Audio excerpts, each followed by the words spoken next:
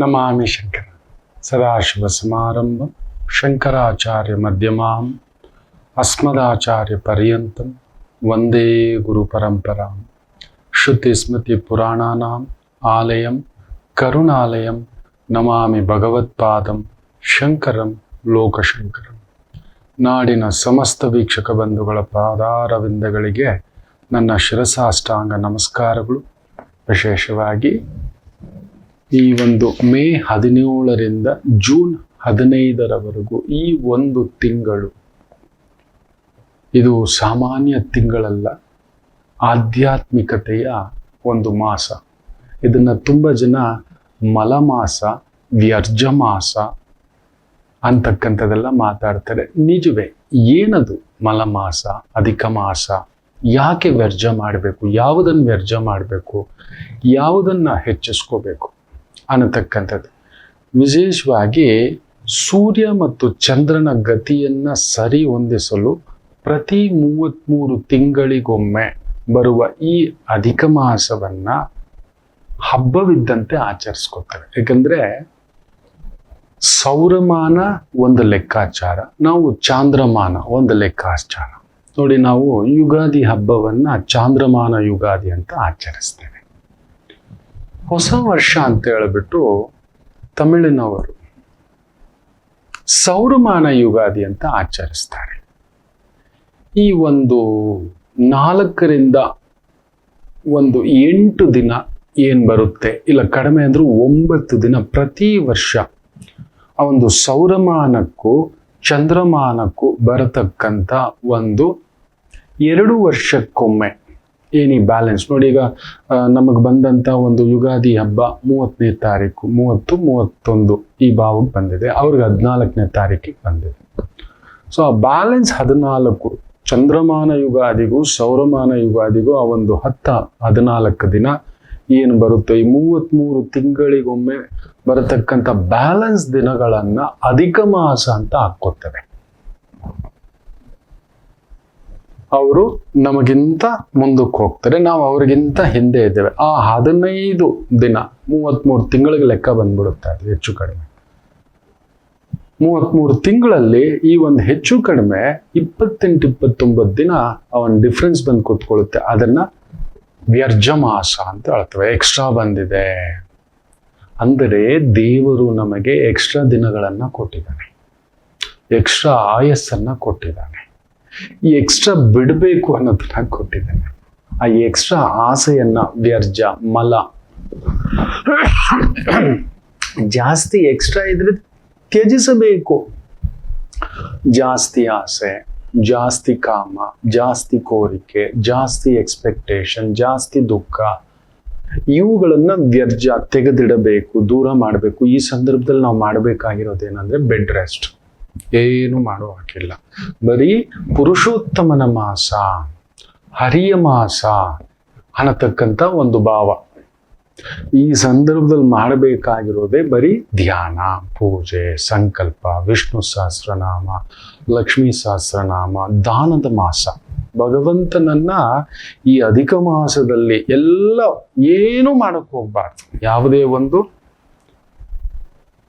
ನಮಗೇನು ಶುಭ ಕಾರ್ಯ ಅಂದ್ರೆ ನಮಗೇನು ಒಂದು ಮನೆ ಕಟ್ಟೋದು, ಒಂದು ಮದುವೆ ಮಾಡೋದು, ಉಪನಯನ ಮಾಡೋದು, ಗೃಹ ಪ್ರವೇಶ ಮಾಡ್ಕೊಳ್ಳೋದು, ಇದು ಯಾವುದನ್ನು ಕೂಡ ನಾವು ಇವತ್ತಿನಿಂದ ಜೂನ್ 15ರವರೆಗೂ ಮಾಡುವುದಿಲ್ಲ.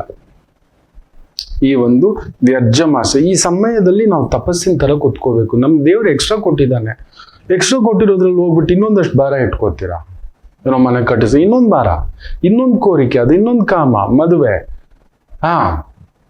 ಮಗು ಮಾಡ್ಕೊಳ್ಳೋದು, ಮನೆ ಮಾಡ್ಕೊಳ್ಳೋದು, ಇನ್ನೊಂದು ಇನ್ವೆಸ್ಟ್ಮೆಂಟ್ ಅಂತ ಮಾಡೋದು, ಇನ್ನೊಂದು ಆಫೀಸ್ ಓಪನ್ ಅಂತ ಮಾಡೋದು, ಇದು ಯಾವುದನ್ನು ಈ ಜೂನ್ 15ರವರೆಗೂ ಮಾಡ್ಲಿಕ್ಕೆ ಹೋಗ್ಬಾರ್ದು.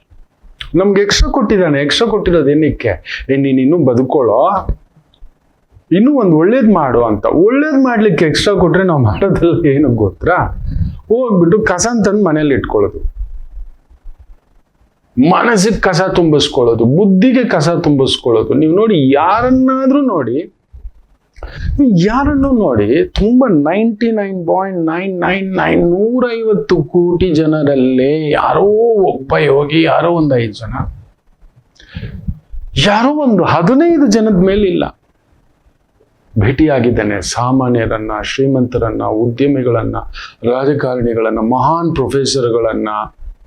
ಹಾಗೇ ಗಮನಿಸ್ತಿರ್ತಾನೆ. ಹೇಳಿದ್ರೆ ಕೇಳಲ್ಲ ಕೆಲವರುಗಳು, ನೋ ನೋ ಅಂತ ಹೇಳ್ತಿರ್ತಾರೆ.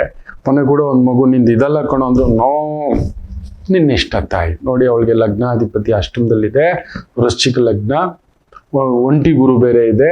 ತನಗೆ ತಾನೇ ಏನೋ ಅಂತ ದಲ್ದಲ್ ಮಾಡ್ಕೋತಾಳೆ. ಆ ಗುರು ವೃಶ್ಚಿಕ ಲಗ್ನದಲ್ಲಿ ಜ್ಯೇಷ್ಠ ನಕ್ಷತ್ರದಲ್ಲಿ ಅಷ್ಟಮಾಧಿಪತಿ ಪ್ರಭಾವದಲ್ಲಿರೋದ್ರಿಂದ ಬೇಡ ಇದಕ್ಕೆ ಹೋಗ್ಬೇಡ ಅಂದ್ರೆ ಅದನ್ನೇ ಮಾಡಿಸ್ತಾಳೆ. ಅದಕ್ಕೆ ಕರ್ಕೊಂಡು ಹೋಗುತ್ತೆ, ನೋಡ್ಕೊಳ್ಳಿ ಅಂತ. ಅದು ಹಾಗೆ ಕರ್ಕೊಂಡು ಹೋಗುತ್ತೆ. ಆಲೋಚನೆ, ವಿವೇಚನೆ. ಬೆಳಿಗ್ಗೆ ಎದ್ದೊಳ್ತಾರೆ. ಈ ಶ್ರೀಮಂತರಿರ್ಬೋದು, ಉದ್ಯೋಗಿಗಳಿರ್ಬೋದು, corporate heads, business heads, as got up. ಈ ಬಡವ ನೋಡಿ, ಇವನು ಎದ್ದೊಳ್ತಾನೆ. ಇಲ್ಲ ಒಬ್ಬ ಭಿಕ್ಷುಕ ನೋಡಿ, ಅವನು ಎದ್ದೊಳ್ತಾನೆ. ಇಬ್ಬರದು ಒಂದೇ ತರ. ಇವ್ರು ಲೇಟ್ ಎದ್ದೊಳ್ಬೋದು, ಅವ್ರು ಬೇಗ ಎದ್ದೊಳ್ಬೋದು. ಇಲ್ಲ ಇವ್ನು ಬೇಗ ಎದ್ದೊಳ್ಬೋದು, ಅವ್ರು ಲೇಟ್ ಒಟ್ಟಿನಲ್ಲಿ ಎದ್ದೊಳ್ತಾರೆ. ಇವ್ರ ಸ್ನಾನ, ಇವ್ರದ್ದು ಅವ್ರವ್ರದ್ದು ನಿತ್ಯಾನುಷ್ಠಾನ ಕರ್ಮಗಳು. ಬೆಳಿಗ್ಗೆ ಎದ್ದು ಇವ್ನು ಭಿಕ್ಷೆಗೆ ಬಂದ. ಇವರೆದ್ದು ಇವ್ರೊಂದು ಆಫೀಸ್ಗೆ ಹೋದ್ರು, ಬಿಸ್ನೆಸ್ ಹೆಡ್ಗೆ ಹೋದ್ರು, ಇಲ್ಲ ದೇವಸ್ಥಾನಕ್ಕೆ ಹೋದ್ರು, ವೈದಿಕ ಮಾಡಿದ್ರು. ನಾನು ಅಷ್ಟೇ ಬೆಳಿಗ್ಗೆ ಎದ್ದೆ, ಸ್ನಾನ, ಪೂಜೆ, ಇನ್ನೊಂದು ತಿಂಡಿ, ವಿಧವಾದಂಥ ವ್ಯಕ್ತಿಗಳ ಜೊತೆ ಮಾತು, ಅಲ್ಲೊಂದು ಪೂಜೆ, ಸಂಕಲ್ಪ, ಇನ್ನೊಂದಿದೆ ವೈದಿಕರ ಜೊತೆಯಲ್ಲಿ. ಅಲ್ಲೊಂದು ತುಂಬಾ ಕೆಲವೊಂದು ವಿಶೇಷ ಪೂಜೆಗಳಿದೆ, ಕೆಲವ್ರಿಗೆ ಮಾಡಿಸ್ತಿರ್ತೇವೆ. ಒಂದು ಕಡಿಮೆ ಅಂದ್ರೂ 40ರಿಂದ 200 ಜನ ಇದ್ದಾರೆ. ಅದಕ್ಕೆ ಅಂತ ನಿಲ್ಸಿ ಮಾಡಿಸೋದು, ನೋಡೋದು, ಇದೆಲ್ಲ ನಡೀತಿರುತ್ತೆ. ಡನ್. ಇವರು ಈತ ಹೋಗ್ತಾನೆ, ಭಿಕ್ಷೆ ಬೇಡ್ತಾನೆ, ಈತ ಒಂದು ಸೆಕ್ಯೂರಿಟಿ ಕೆಲ್ಸಕ್ಕೆ ಹೋಗ್ತಾನೆ, ಈತ ಒಂದು ಪೊಲಿಟಿಕಲ್ ಕೆಲ್ಸಕ್ಕೆ ಹೋಗ್ತಾರೆ. ಬೆಳಿಗ್ಗೆ ಬರ್ತಾರೆ ನಮ್ಮ CM ಸಾಹೇಬರು ಕೂಡ. ಡನ್, ಕುತ್ಕೋತಾರೆ. ಅವರವರು ಆ ಒಂದು ಸಿಬ್ಬಂದಿ ವರ್ಗ, ಮಿನಿಸ್ಟರ್ ವರ್ಗ ಎಲ್ಲರನ್ನ ಗಮನಿಸಿ ನೋಡಿ. ಮತ್ತೆ ಸಂಜೆ ಬರ್ತಾರೆ, ತಿಂತಾರೆ, ಮನೇಲಿ ಒಂಚೂರು ಸ್ಪೆಂಡ್ ಮಾಡ್ತಾರೆ, ಮಲಗ್ತಾರೆ. ಮತ್ತೆ ಬೆಳಿಗ್ಗೆ ಎದ್ದೊಳ್ತಾಳೆ. ಬೆಳಿಗ್ಗೆ ಅದೇ ಕೆಲಸ, ಎದ್ದೋಳು, ತಿನ್ನೋ, ಒಂದು ಕೆಲ್ಸಕ್ಕೆ ಹೋಗು, ಇನ್ನೊಂದು. ಯಾರಾದ್ರೂ ತಾವು ಬಂದಿರುವ ಒಂದು ಅವಶ್ಯಕತೆ ಏನು, ಯಾರನ್ನಾದ್ರೂ ಕೇಳಿ ನೀನ್ ಏನಕ್ಕೆ ಬಂದಿದೆ, ಇಷ್ಟೇ ಏನು ಅಂದ್ರೆ ಯಾರನ್ನಾದ್ರೂ ಕೇಳಿ. ಮನೆ ಕಟ್ಟಬೇಕು, ಮಕ್ಕಳನ್ನ ಕೇಳಿ. ಈಗಿನ ಮಕ್ಕಳನ್ನ ನಾವು IAS ಮಾಡಬೇಕು, ನೀಟ್ ಮಾಡಬೇಕು, JEE ಮಾಡಬೇಕು. Then what? ಒಬ್ಬರನ್ನ, ಯಾರೋ ಒಬ್ಬರನ್ನ ಹುಡುಕಾಟಗಳಲ್ಲಿ ನೋಡ್ತಾನೆ. 1 ಲಕ್ಷದಲ್ಲಿ ಯಾರೋ ಒಬ್ಬರು ಸಿಗ್ತಾರೆ. ನನಗೆ ಏನೋ ಅರ್ಥನೇ ಆಗ್ತಿಲ್ಲ ಗುರುಜಿ, ಇದು ಜಸ್ಟ್ ಮೊನಾಟನಸ್ ಆಗಿದೆ. ಸರಿ, ವಯಸ್ಸು ಬಂತು, ಮದುವೆ, ಆ ನಂತರ ಮಕ್ಕಳು, ಆ ನಂತರ ಮೊಮ್ಮಕ್ಕಳು, ಆ ನಂತರ ಮನೆ. What next? ಅದೇ ದಲ್ದಲ್ಲೇ, ಆ ಬಾವಿಲೇ ಸುತ್ತುತ್ತಿದ್ದೀರಿ. ಅದಕ್ಕೆ ಈ ವ್ಯರ್ಜ ಮಾಸ, ಮಲಮಾಸ ಬಂದಿರೋದು. ನಾನೇನಕ್ಕೆ ಬಂದಿದ್ದೇನೆ? ಇಷ್ಟೇನಾ? ಈ ಸುತ್ತೋದೇನಾ? ಈ ಬಾವಿಯಲ್ಲಿ ಬಿದ್ದು ತೇಲೋದೇನಾ? ಇದರಲ್ಲೇ ಒದ್ದಾಡೋದೇನಾ? ಇಷ್ಟೇನಾ ನನ್ನ ಬದುಕು? ಎದ್ದೋಳು, ಬೆಳಿ, ತಿನ್ನು, ದುಡಿ, ತಗೊಬಂದು ಕೊಡು, ಒಂದು ಮನೆ ಮಾಡು, ಒಂದು ಗಾಡಿ ಮಾಡು, ಸಾಲ ತೀರ್ಸು. ಕೆಲವರು ಬೆಳಿಗ್ಗೆ ಎದ್ದಿದ್ದೆ ಮೋಸ ಮಾಡಕ್ಕೆ ರೆಡಿ ಆಗ್ತಾರೆ. ಅಲ್ಲೆಲ್ಲೋ ನೋಡಿ, ಬೆಳಗಾವಿನಲ್ಲಿ ಎಲ್ಲೋ 4,000 ಕೋಟಿ ಹಗರಣವಂತೆ.